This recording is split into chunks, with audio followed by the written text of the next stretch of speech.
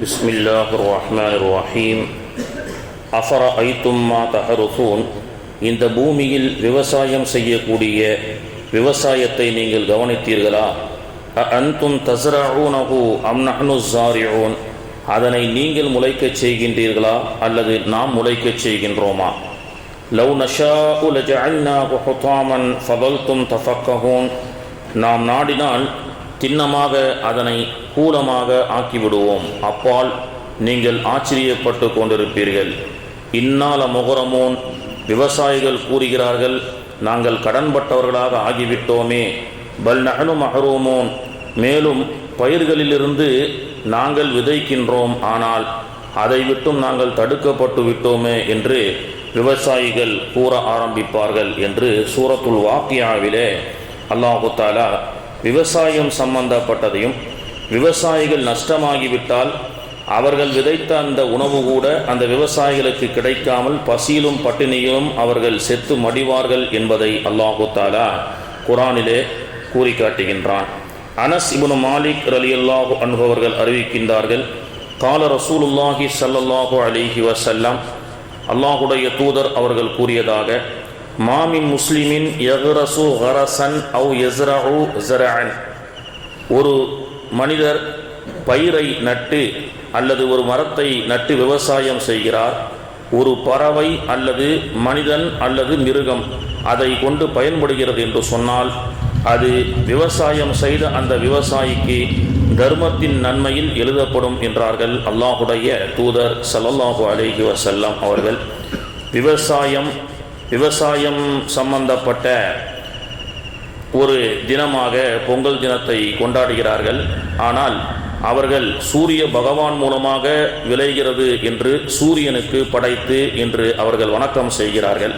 ஃபஜருடைய தொழுகையிலே நாம் போதும்போது கூட இந்த சூரிய பகவானை நினைத்து சம்பிரதாயம் செய்யக்கூடிய இவர்கள் 5000 ஆண்டுகளுக்கு முன்பதாக உருவாக்கப்பட்டவர்கள் என்று வரலாறு சொல்லி காட்டுகிறது. ஃபஜரில் நம்ம ஓதணும், இப்ராஹிம் அலைஹிஸ்ஸலாமுடைய காலத்திலே நடைபெற்றது. ஃபலம்மா ரஅ ஷம்ஸ பாஸிகத்தன் கால ஹாதா ரப்பி மக்கள் எல்லாம் சூரியனை கடவுளாக வணங்குகிறார்கள். இது ரப்பாக இருக்குமோ? சூரியன் தான் இந்த உலகத்தை படைத்து பரிபாலிக்கக்கூடிய இரட்சகனா என்று இப்ராஹிம் சிந்தித்தார். ஆனால் சூரியன் காலையில் உதயமாகி மாலையில் மறைந்து விடுகிறது. ஒரு காலத்தில் கிழக்கில் உதிக்கப்படக்கூடிய சூரியன் மேற்கிலும் உதைக்கப்படும். எனவே சூரியன் என்பது கடவுள் அல்ல, அது ஒரு இறைவனால் அது இயக்கப்படக்கூடிய அதுவும் ஒரு படைப்பு என்று இப்ராஹிம் அலைஹிஸ்ஸலாம் கூறிவிட்டு, இன்னி வஜ்ஜஹது வஜ்ஹிய லில்லதி ஃபதர ஸமாவாதி வல் அர்த ஹனீஃபன் வமா அன மினல் முஷ்ரிகீன் 5000 வருஷத்துக்கு முன்னாடி இப்ராஹிம் அலைஹிஸ்ஸலாம் சொன்ன அந்த வார்த்தை, நிச்சயமாக இந்த வானம் பூமி சூரியன் சந்திரன் அனைத்தையும் படைத்த ரப்புல் ஆலமீனுடைய பக்கம் நான் முகத்தை திருப்புகின்றேன், நான் முஸ்லீமாக இருக்கின்றேன் என்று துவா செய்த அந்த இன்னி வஜ்ஜஹத்தை இன்று வரை தொழுகையிலே நாம் ஓதி வருகின்றோம். கண்ணியத்திற்குரியவர்களே, அப்போ விவசாயம் என்பது பூமியில் அல்லாஹுவால் நமக்கு கொடுக்கப்படக்கூடிய ஒரு மிகப்பெரிய நியாமத். அந்த விவசாயத்தின் மீது உழைக்கக்கூடிய அந்த விவசாயிகளை கண்ணியப்படுத்துவதும், அந்த விவசாயம் செய்யக்கூடிய விவசாயிக்கு அல்லாஹு தஆலா அவர்கள் மூலமாக பயனளிக்கக்கூடிய அந்த விவசாயத்தின் மூலமாக அறுவடை செய்த அந்த பயிர், அறுவடை செய்த அந்த மரத்தின் மூலமாக பயனடையக்கூடிய அந்த பயனை அல்லாஹு தஆலா தர்மத்திலே எழுதுகிறான் அப்படின்னு சொன்னாங்க.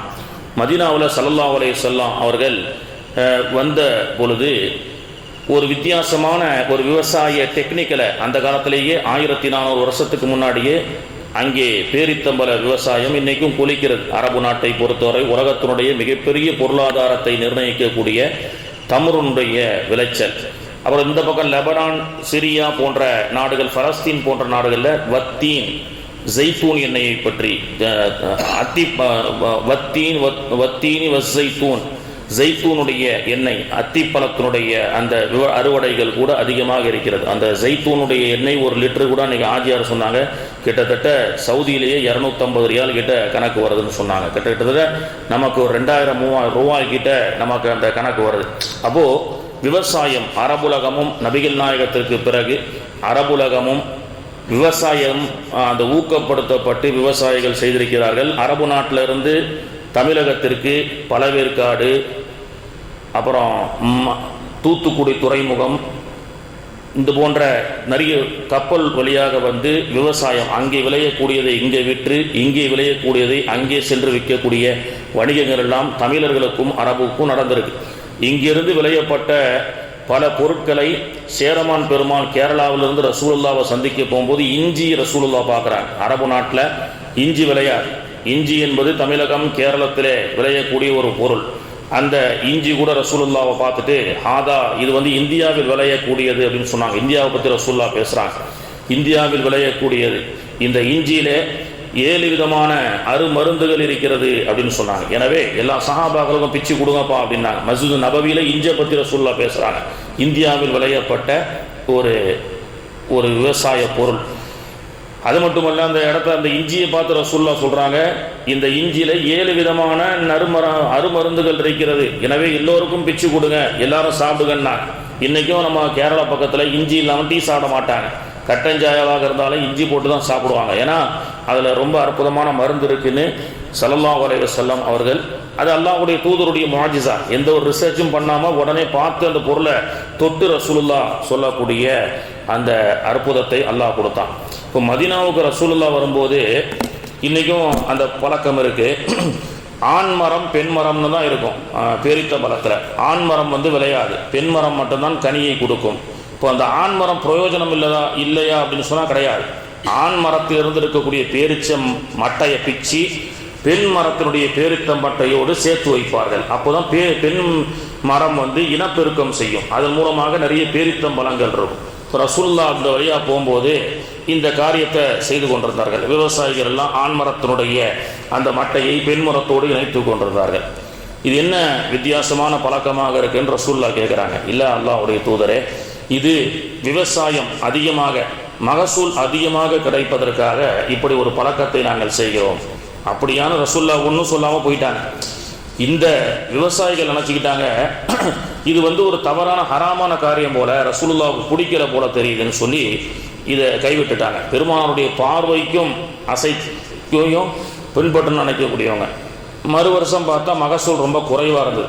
இப்போ ரசூல் ஸல்லல்லாஹு அலைஹி வஸல்லம் அவர்கள் கேள்விப்பட்டு விவசாயிகள்லாம் கூப்பிட்டு, நான் அவங்களை கூடாதுன்னு சொன்னாப்பா, நான் அப்படிலாம் சொல்லவில்லையே, நீங்கள் விவசாயத்தை எந்த அளவுக்கு டெக்னிக்கலாக பயன்படுத்தி அறுவடைய மகசூலை அதிகப்படுத்துறீங்களோ அது மக்களுக்கு பயனளிக்கக்கூடியது. ஸோ அது நீங்கள் வந்து செய்கிற தப்பு இல்லை அப்படின்னு அல்லாஹ்வுடைய தூதர் அவர்கள் சொன்னார்கள்.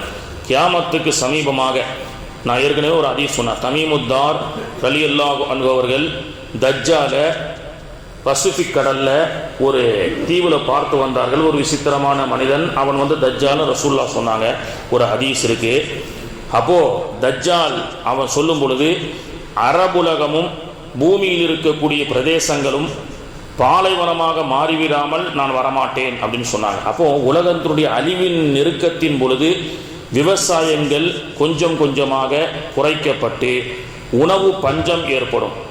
பணம் குளிக்கும், டீசல் கிடைக்கும், பெட்ரோல் கிடைக்கும். நேற்று கூட நீங்கள் பார்த்தீங்கன்னா அங்கே பெருமானார் அவர்கள் சொன்னார்கள், கியாமத்துக்கு சமீபமாக யூப்ரட்டிஸ் நதியிலே ஒரு தங்கம் ஒன்று வெளிப்படும். அந்த தங்கத்திற்காக பல அரசர்கள் அடித்துக் கொள்வார்கள். பூமியிலே தீ பிளம்பு ஏற்படும். அமெரிக்காவிலே தீ பற்றி எரிந்து கொண்டிருக்கின்றது. இதெல்லாம் அல்லாஹ்வுடைய தூதருடைய முன் அறிவிப்பு. நேற்றைய தினம் பத்திரிகையில் பேப்பரில் படிக்கும் பொழுது, பாகிஸ்தானில் ஒரு நதியில் ஒரு ஆற்றில் 1000 கோடி மதிப்புள்ள தங்கங்கள் கண்டெடுக்கப்பட்டிருக்கிறது அப்படின்னு சொல்லி இது மாதிரி நிறைய நடக்கும். யூப்ரட்டிஸ் நதியில் தங்கம் கிடைக்கும்னு ரசூலுல்லாஹ் சொன்னாங்க. அதனால தான் இஸ்ரேல் இந்த ஆண்டு தன்னுடைய மேப்பை அதிகப்படுத்தி யூப்ரட்டிஸ் நதி 2800 கிலோமீட்டர் பரப்புடைய மிகப்பெரிய நதி, அல்லாஹ்வுடைய தூதர் அவர்கள் ஃபுராத் அப்படின்னு அந்த நதியை பற்றி பேசுகிறாங்க.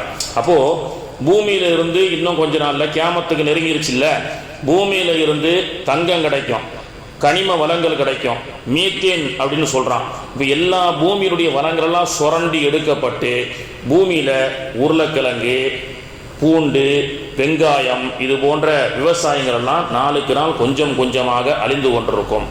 விவசாயங்கள் அழியப்பட்டு இதிலிருந்து இருக்கப்படக்கூடிய தங்கத்துக்கும் காசுக்கும் மக்கள் சண்டை போட்டு எல்லாத்தையும் அள்ளுவான். இன்னும் சில ஆண்டு காலத்திலே தஜ்ஜால் வரும் பொழுது ஒரு ரொட்டி 1 லட்சம் ரூபாய் இருக்கும். காசு இருக்கும், வீட்டில் பல கோடி காசு வச்சுருப்பான், ஆனால் சாப்பாட்டுக்கு சோத்துக்கு வழி இருக்காது. 5G அப்படின்னு சொல்கிறான், கஞ்சி இருக்காது. 10G இருக்கும், கஞ்சி கிடைக்காது. இந்த மாதிரி ஒரு காலம் வரும்னு அல்லாஹ்வும் இந்த ஆயத்தில் சூரத்துல் வாக்கியாவில் சொல்லி காட்டுறான். விவசாயிகள் பல் நஹ்னு மஹ்ரூமூன், அவன் தனக்குத்தானே ஹராமாக்கப்பட்டான். அவன் விவசாயம் செஞ்சு உணவை உற்பத்தி செய்கிறான், அதற்குண்டாக முயற்சி செய்கிறான். ஆனால் அந்த விவசாயியே சாப்பிடுவதற்கு வழி இல்லாமல் இருப்பான். பார்த்தோமா இல்லையா?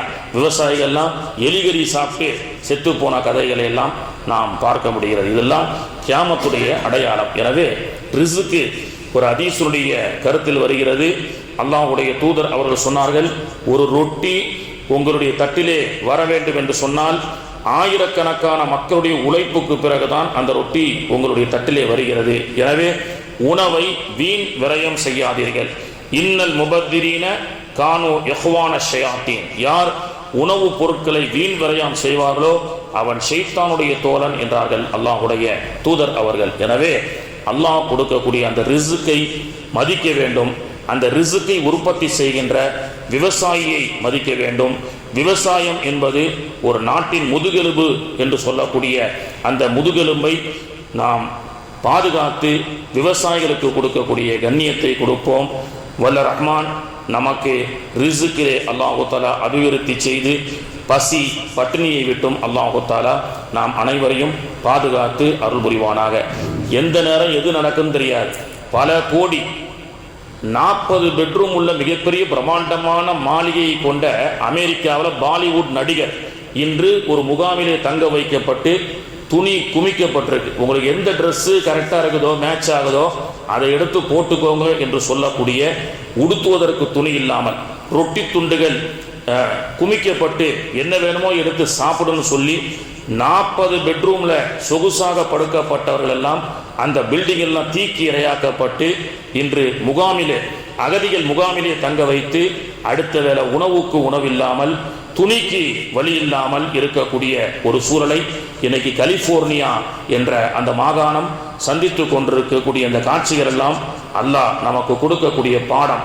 நமக்கு அல்லாஹ் ரிஸ்கை வழங்குகின்றான். நாம் நினைத்த உடைகளை போடுகின்றோம். இதையெல்லாம் கவனத்தில் கொண்டு அல்லாஹ்வுக்கு நன்றி செலுத்த வேண்டும். அல்லாஹ் தஆலா தௌஃபீக் செய்வானாக. சுப்ஹானல்லாஹி வ பிஹம்திஹி சுப்ஹானக்கல்லாஹும்ம வ பிஹம்திக அஷ்ஹது அல்லா இலாஹா இல்லா